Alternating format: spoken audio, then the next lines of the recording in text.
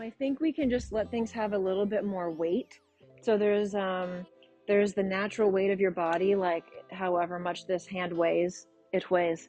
But I also can imagine it weighs more than it weighs, like as though I was holding a water bottle. So if you want to try this at home, like if I just let my arm swing and I think about it having its natural weight, but then also now imagine you have like a water bottle in your hand and it has a bit more weight.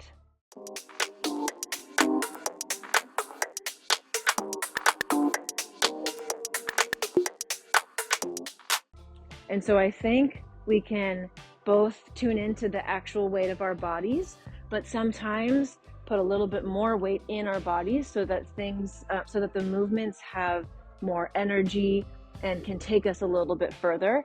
I think this will help us when we go to the standing phrase, but I already see it here in, for example, just this opening. That if I let the weight in my foot and in my thigh be a little bit more, it feels less gripped in my hip flexors, and I'm able to move with a little bit more energy, even in here. I mean, your head weighs quite a bit, and so does your trunk. So just allow the true weight of your body to help you.